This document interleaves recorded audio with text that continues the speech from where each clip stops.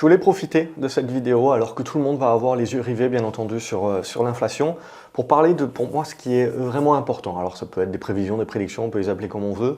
Ça a vocation de toute façon à être faux, ou on va dire, pas nécessairement à être faux, mais à avoir un timing qui n'est pas adéquat. C'est ça le plus dur.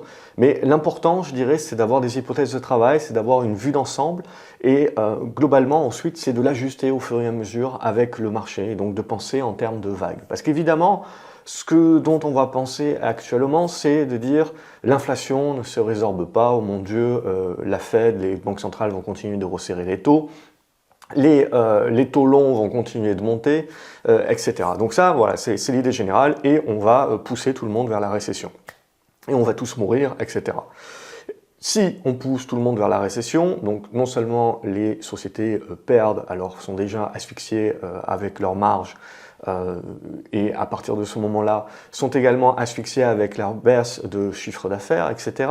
Alors pour un temps encore de quelques mois, elles peuvent rivaliser, puisque avec la montée des prix, elles ont pu faire face quelque part à la baisse de leur chiffre d'affaires et donc maintenir globalement leur marge. Mais si on pousse réellement le marché dans de la récession, à ce moment-là, bien entendu, les montées, les hausses de prix ne suffiront plus et les marges continueront à se faire grignoter. Mais globalement, ce qu'il faut bien se dire, voilà, c'est procéder en plusieurs étapes. Parce qu'évidemment, si on a peur de la récession, à ce moment-là, on va se dire, bah oui, les matières premières vont baisser, et le pétrole et l'énergie en tête de gondole. Et aujourd'hui, on le sait, l'énergie, c'est à peu près 40-50% de l'inflation que nous connaissons.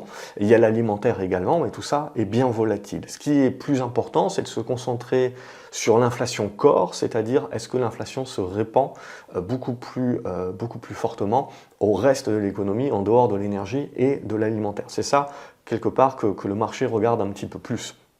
Mais au final, finalement, donc l'idée c'est de se dire, il n'y a pas de pivot de la Fed, puisque l'économie globalement reste quand même robuste pour l'instant, elle encaisse les coûts. Certes, on est sur du ralentissement, mais on encaisse globalement bien. Les prévisions sont à peu près à du zéro pour l'année prochaine, et l'inflation également baissera, mais elle met un peu plus de temps à baisser, et éventuellement il faut s'attendre, même si elle baisse, à ce qu'elle revienne peut-être à du 4 ou du 5%, mais avant qu'elle revienne à du 2%, ce qui est la target des banques centrales, il se passera du temps. Du coup, les marchés flippent en se disant c'est open bar pour que les banques centrales continuent de resserrer les taux.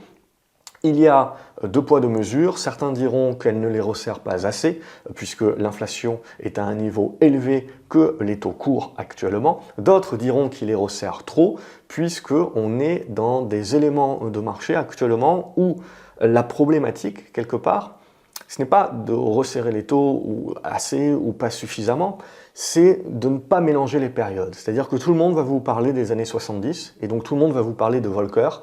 Tout le monde va vous parler que Volcker avait pris le taureau par les cornes de l'inflation, avait combattu l'inflation en montant les taux drastiquement. Et c'est vrai, mais ce n'est pas la seule raison. Il y a toujours des éléments politiques, il y a toujours des éléments économiques également qui viennent en sus de cela. Il y avait des éléments démographiques également à l'époque. Donc ce qui aussi est très important, c'est que dans les années 70, les niveaux d'endettement des États-Unis et des pays occidentaux étaient bien plus bas que ce qu'ils étaient actuellement. C'est-à-dire que quelque part, l'économie pouvait beaucoup plus absorber une hausse des taux. Or aujourd'hui, on est dans un élément strictement différent, c'est-à-dire que les banques centrales sont en train de nous expliquer qu'elles sont en train de combattre l'inflation en mode années 70 Volcker, alors qu'on a une situation d'endettement qui est de l'après-guerre. Je rappelle, l'après-seconde guerre mondiale, on est dans des ruines, on a des taux d'endettement qui sont au même niveau qu'actuellement, à peu près à 110, 120, 130% du PIB. Et on a un besoin donc évidemment de reconstruire, et donc pour cela on a besoin de beaucoup d'argent pour pouvoir investir. Or aujourd'hui, si l'on regarde la transition énergétique, l'investissement pour l'indépendance énergétique, on parle surtout de l'Europe, mais c'est global au monde entier. Avec la guerre en Ukraine, je pense, on a remis enfin sur la table, et enfin les écolos commencent à reparler un petit peu du nucléaire, mais on a enfin remis les vraies questions pragmatiques sur la table, qui sont les défis énergétiques de demain, et l'importance stratégique des matières premières et des choix stratégiques. Et en matière d'énergie, malheureusement, il faut avoir une vision, il faut avoir une vue à long terme, parce qu'on ne construit pas justement son indépendance énergétique du jour au lendemain, et les Allemands potentiellement sont en train, ils s'en sont rendus compte et vont continuer de s'en rendre compte. Mais ce qui est important vraiment de dire là-dessus, c'est bien de comprendre qu'on est dans les mêmes dispositions, j'en avais déjà parlé pour moi, qu'en sortir de la Seconde Guerre mondiale, c'est qu'on a des niveaux d'endettement qui sont ultra élevés, mais on a un besoin d'investir très fort pour l'indépendance énergétique de manière stratégique. Or, ce qu'on est en train de nous dire, là, évidemment, c'est que pour moi, on rentre dans un piège. C'est-à-dire que d'un côté, on a des gouvernements qui font du court terme et qui, pour aider les populations à combattre l'inflation, conserver la paix sociale, nous fait des mesures, des plans, des boucliers, des trucs, des machins, qui sont en eux-mêmes inflationnistes. Donc, on n'empêche pas l'inflation de se résorber d'elle-même, où l'on retrouve la hausse des taux. On est au-delà des 3% sur le 10 ans français, on est au-delà des 4% sur le 10 ans américain. On a également la guerre des monnaies qui se met en place, et donc on est en train de jouer pour gesticuler avec ces monnaies-là, d'importer de l'inflation pour certains pays comme le Japon qui en ont cruellement besoin, et où on rappellera que leurs salaires ne sont pas indexés à l'inflation, contrairement à la France, contrairement également à l'Allemagne.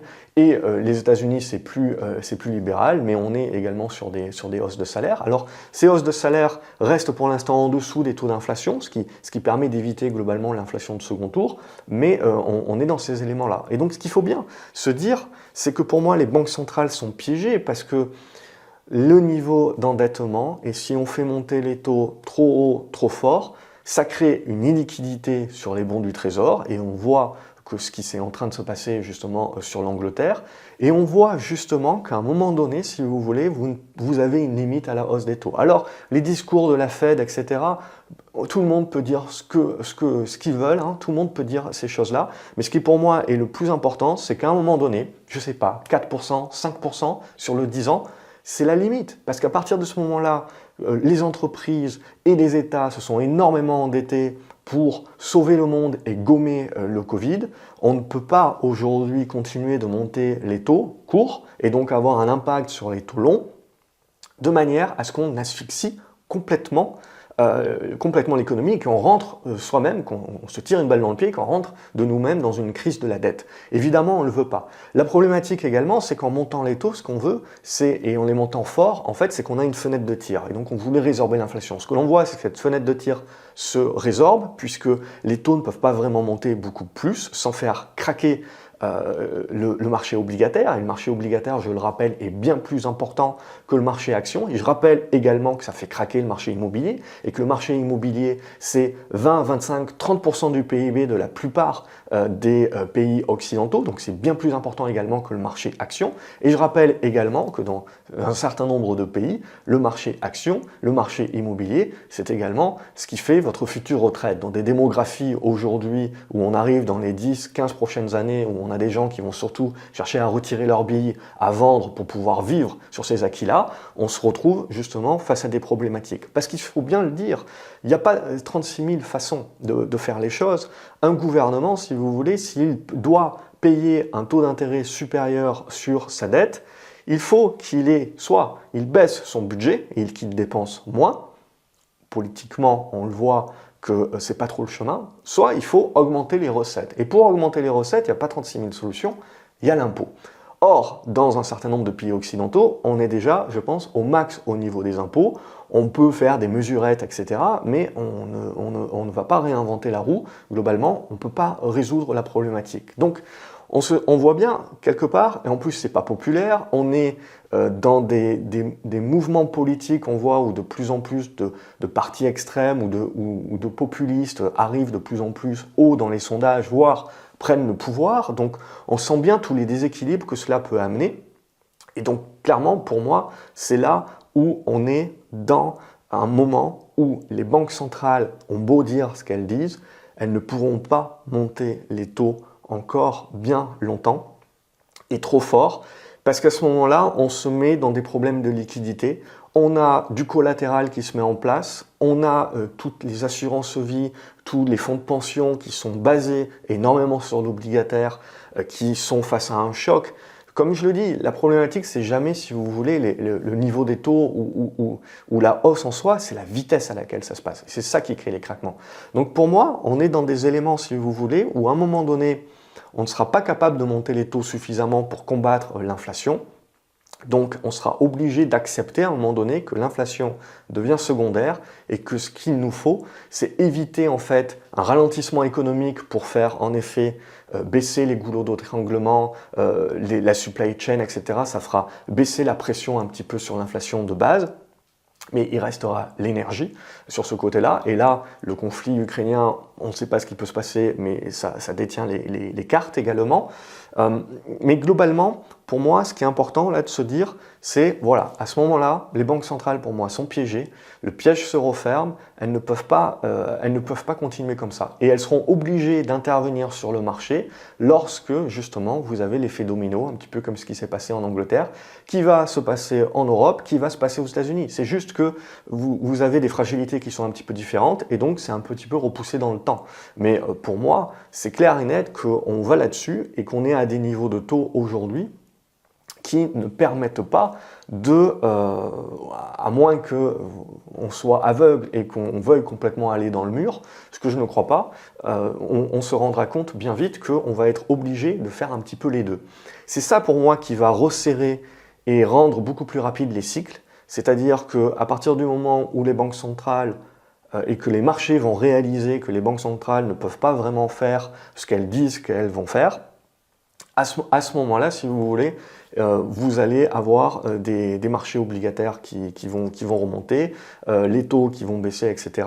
Le dollar qui va baisser également, ce qui va éventuellement soulager tout un tas de valorisations, des valorisations de croissance, mais également faire plaisir aux valeurs cycliques, puisqu'on va revenir dans du support. Donc en gros, on est en train de gesticuler.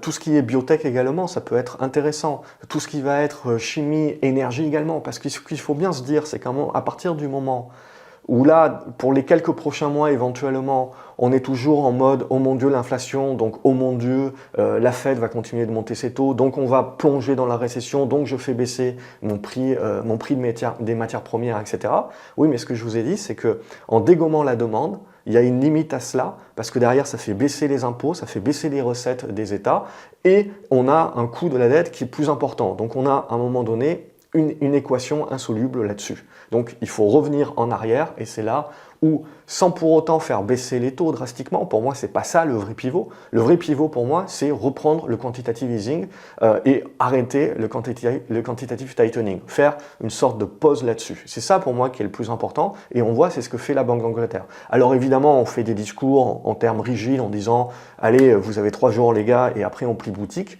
Mais si il y a toujours un manque de liquidité, si les dettes se font toujours attaquer et continuent de monter, la Banque centrale n'aura pas le choix et continuera d'intervenir. C'est la planche à billets. Donc à partir de ce moment-là, je veux dire, c'est un engrenage et c'est quelque part une obligation. Et en tant qu'investisseur, donc il faut comprendre un petit peu les différentes étapes. Parce qu'à partir du moment où on jouera cette étape-là, il faudra se dire que tout ce qui est matière première sera supporté également par la baisse du dollar. Il faut également se dire que tout ce qui est matière première, vous avez aujourd'hui un déficit d'offres. C'est une problématique de déficit d'offres. Même si on casse un petit peu les pattes arrière de la demande, ça représente quoi? 20% aujourd'hui du prix. 80% c'est à cause d'un déficit d'offres. Or, même si on décide d'investir demain à nouveau dans les énergies, qu'elles soient renouvelables, qu'elles soient moins renouvelables, etc., c'est un processus très long. Et on paye aujourd'hui le déficit d'investissement que l'on a eu sur la dernière décennie.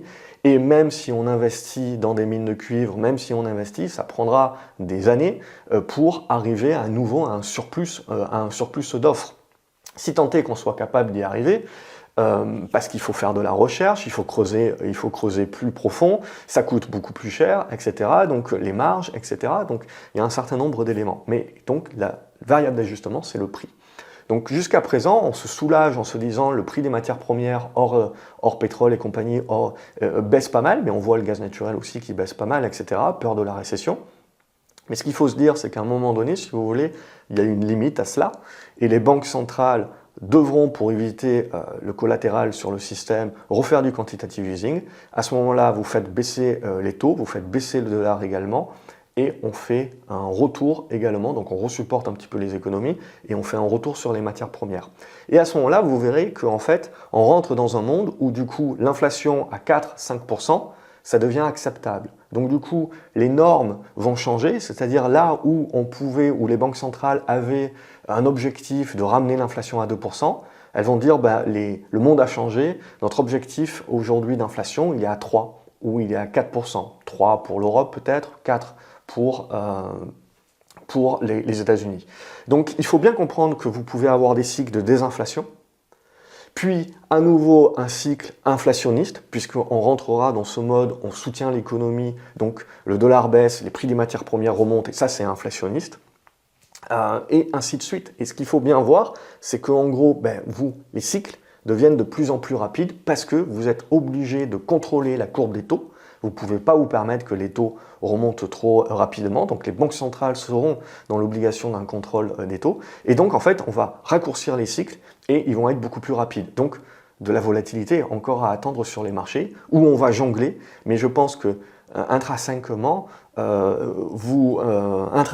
si vous voulez, on va continuer pour moi de surtout faire alors on peut avoir des rebonds sur les valeurs de croissance, mais pour moi c'est toujours les valeurs cycliques qui vont surperformer. Alors bien entendu, il y a des sous-vagues, on parle bien de sous-vagues, mais c'est essentiellement ça. Donc matières premières, et puis l'or et l'argent. Ce qui a été très intéressant, c'est que tout le monde avait dit c'est une protection contre l'inflation, ça n'a rien été. Par contre, c'est une protection contre la planche à billets. C'est-à-dire que l'or et l'argent vont se mettre en fait réellement à monter, pas parce qu'il y a plus d'inflation, mais parce que les banques centrales sont dans l'obligation de mettre une limite à leur quantitative tightening, à leur augmentation des taux. Et à partir de ce moment-là, donc, on se remet à faire fonctionner la planche à billets, et c'est à ce moment-là où on se remet à dévaluer les monnaies, et donc l'or et l'argent dans un second temps, mais je pense, pour moi, l'argent a plus de potentiel que l'or, mais ça pourra faire l'objet d'une autre vidéo. C'est à ce moment-là, si vous voulez, que vous avez un nouvel essor là-dessus.